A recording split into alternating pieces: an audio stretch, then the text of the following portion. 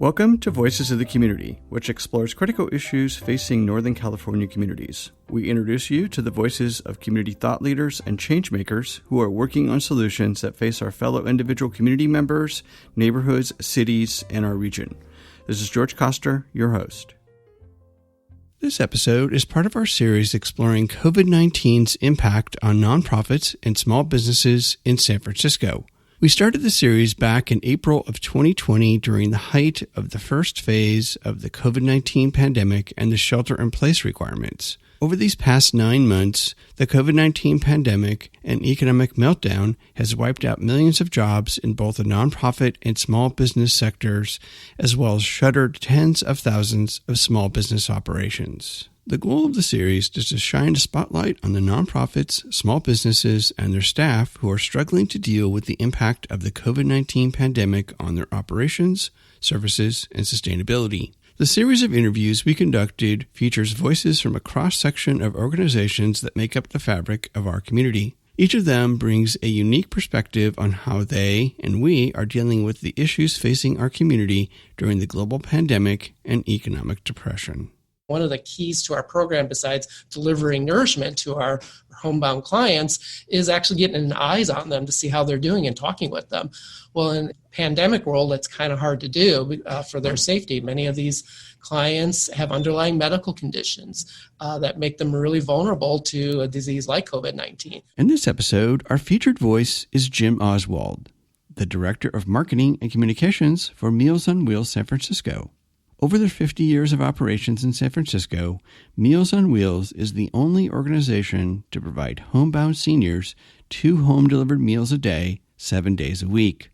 In addition to providing meals, the Meals on Wheels San Francisco team provides our fellow senior community members with wraparound support services such as nutrition and counseling, well-being and safety checks, social work and case management, as well as coordinating minor home repairs, and volunteer-based grocery shopping, along with social phone calls to check in with homebound seniors. I'm joined remotely via Zoom by Jim Oswald, the Director of Marketing and Communications for Meals on Wheels San Francisco. And Jim, thanks for being here today. Thanks for having me, George. I'd like to start off with you sharing with the audience kind of what the average age group is that Meals on Wheels serves, and then also beyond just meals that you provide to a lot of our senior citizens, what are all the other wraparound services that you provide? Sure. Well, kind of just stepping back, Meals on Wheels here in San Francisco is celebrating 50 years of serving the community. So it's an incredible year, as we all can attest to in many ways, but it's 50 years of serving older adults and adults with disabilities living here in San Francisco County. Our average age ultimately for folks on our program is right around 65, but really 60 plus. We have clients who are 103 and everything in between. So the mission ultimately, while it's based in food, our goal is to help older adults living in San Francisco live independently and safely in their homes. And we do that certainly through providing nourishment through our home-delivered meals, but also through wellness and safety checks. So when our drivers deliver a meal to an older San Franciscan, they also get their eyes on that individual and chat with them, and they can kind of see firsthand what may be happening, or maybe if the person's struggling a little bit. So we offer social work services where our social workers, every Meals on Wheels client is actually partnered or paired with one of our social workers, and we really kind of dig in to see what we can do to help them live safely in their homes, whether it be a home or an apartment that they're renting, or even a single residency occupancy room. So that is basically the core mission of that. Ultimately, we're fortunate that we're able to provide these meals, some 2.2 million last year alone, to about 4,300 individuals living in San Francisco. And then also part of what you do, Jim, is you work with the food bank to also provide the delivery to seniors, which, is a super important component given that so many of the seniors now are completely sequestered because of COVID-19. Yeah, we want to meet individuals where they are in the trajectory, right? So we do have many older adult clients who, they just need a little assistance. They can still get out, they have mobility, but maybe and they can still cook for themselves, but maybe they need a little assistance getting groceries. So through our partnership with the San Francisco Marin Food Bank, we deliver right around 500 bags of groceries per week. It's a volunteer-run program right here at our Bayview headquarters. And this really helps those individuals, but also it's a way for us to develop a relationship with those individuals because over time, as people age in place in their homes, they may need more advanced services such as our home delivered meals program. And so, Jim, how has COVID-19 really impacted Meals on Wheels' ability to serve your seniors and operate? And of course, I'm imagining that the need has really also exploded. Yeah, well, COVID in itself has presented all kinds of challenges for everyone, right? For us, the biggest priority was safety. Safety of our staff, safety of our volunteers, and safety of our older adult clients. So, from the first week of March, we went into emergency mode. So that meant enacting even more strict protocols that we already do.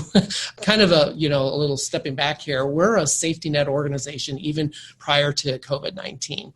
So for us, we're kind of set to handle emergency crisis.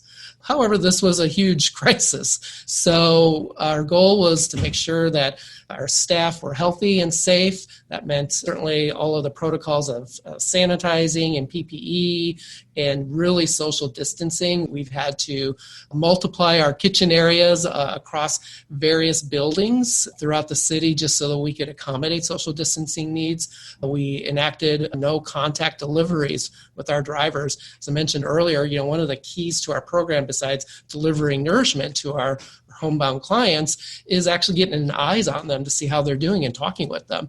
Well, in the pandemic world, that's kind of hard to do for their safety. Many of these clients have underlying medical conditions that make them really vulnerable to a disease like COVID-19.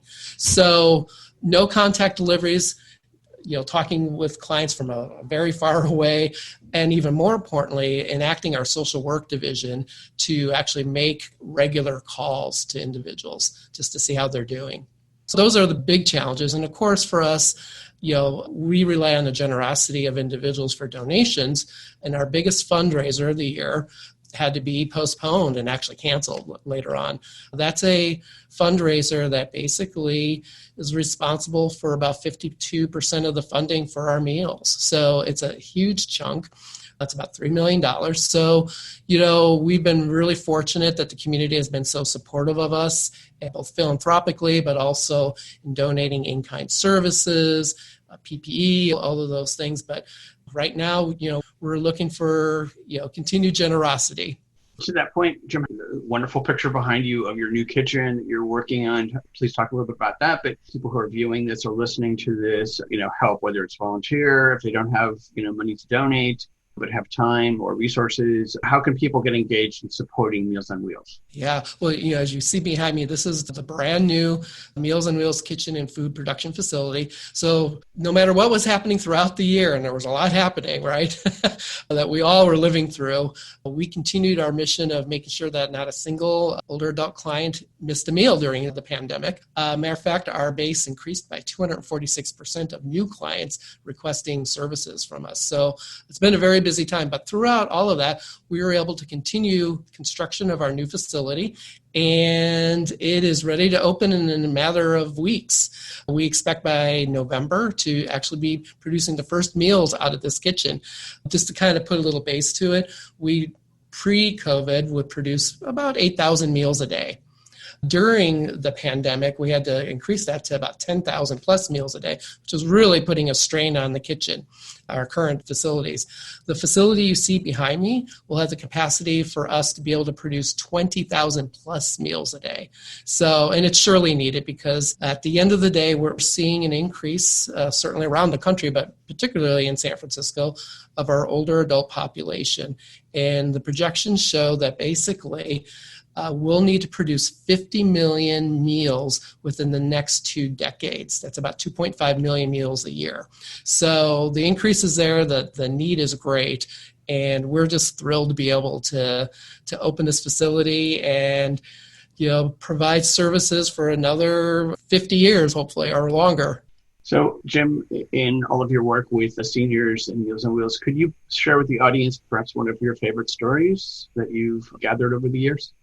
Oh, there's just so many. I was just on the phone with one of our clients. She has the ability to do Zoom. Zoom is the new thing this year, it seems, right? For all of us. And she tells me, about having to go out really early in the morning to get her walk in as part of her physical therapy so that she could avoid crowds of people, because she's afraid of potentially running into someone who might have tested positive for the disease. I have to say, our goal ultimately is to keep our clients safe, but I hear many stories from our drivers who have really developed relationships over the years with our clients. And one in particular was right around April, regular clients that our driver Jim went to, same name as me. He delivered some meals one day, and in front of the door, again, we're doing no contact deliveries, but in front of that door to that home was a little package for him addressed to him. He opened up the package, and inside were 2 homemade face masks for him. And with a little note from the older adult, it's a couple that live together, so husband and wife who are on our program. And they just wanted to make sure, they thanked him for everything and for coming out during a really challenging time, and they wanted to make sure he was safe. And I just thought that these individuals, have their own health issues. The one lady has arthritis, but yet she made these masks by hand. She was concerned about his well-being. So I think there are a lot of positive things that come out of a crisis, and certainly it's caring for one another is one of them. Well, to that kind of point, Jim, one of my final questions, and I've been asking everybody in the series, is what do you see are some of the positives that can come out of the COVID-19 pandemic and its kind of virtual meltdown of all of our social services, and especially impacting the elderly? Yeah, the coronavirus does not discriminate, but yet in some ways it does. So we could see firsthand through our clients, many of whom live on less than $1,000 a month. A good portion of our clients are people of color. And those were the individuals that sometimes they don't have the resources to be able to protect themselves. So the pandemic really hit that community hard, and in San Francisco, particularly the Latinx community. So I say, some of the more positive things that come out of that is awareness, ultimately.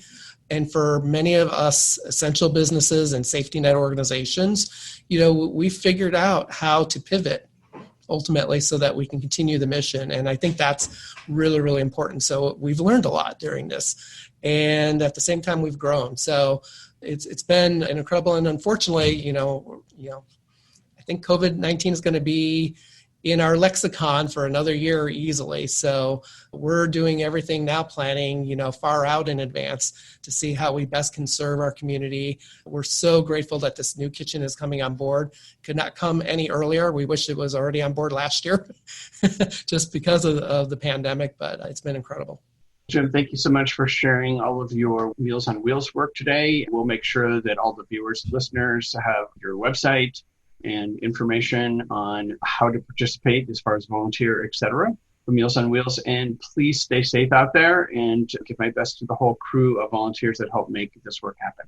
I will. And if I could add, because I probably didn't answer that one question, how folks can get involved. Well, we have 2 big events coming up. We have our October 11th fundraiser. It's a live virtual event. You can join online, and you can find that information out at mowsf.org.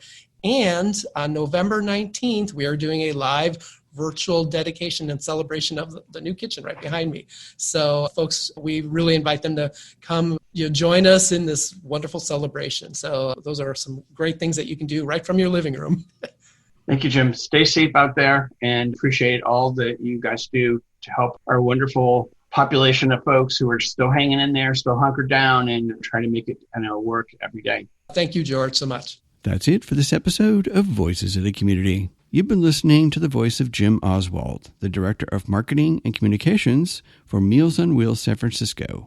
Seniors have had the highest death rates of the COVID-19 pandemic. Meals on Wheels San Francisco provides an essential service of supporting our fellow senior community members to safely shelter in place and help reduce loneliness and isolation, which we're all feeling these days. To find out more about how you can help support our seniors, go to mowsf.org. We mentioned Meals on Wheels San Francisco's partnership with the San Francisco Marin Food Bank. You can find out more about the San Francisco Marin Food Bank by listening to Episode 2 of our series. We hope that you enjoyed the insights, points of view, and personal stories from the voices of changemakers and their nonprofits and small businesses featured in this series. To find out more and get engaged with the nonprofits, small businesses, and staff members featured in the series, please go to my website, georgecoster.com, and click on Voices of the Community to find links to the extended versions of these interviews and to listen to the entire series. After listening to these stories, we hope that you will consider making a donation and volunteering to provide a hand up to your fellow community members. I want to thank my associate producer, Eric Estrada, along with Mel, Michael, and Lila at the San Francisco Public Press and KSFP. To listen to our next episode in this series and to our archived past shows, which feature community voices working on solutions to critical issues facing Northern California communities, please go to georgecoster.com. While you're on our website, please consider making a donation to help us provide future shows just like this one. Follow us on Twitter at George Coster, and please email us with feedback and show ideas at george@georgecoster.com. I'm George Coster in San Francisco, and thank you for listening.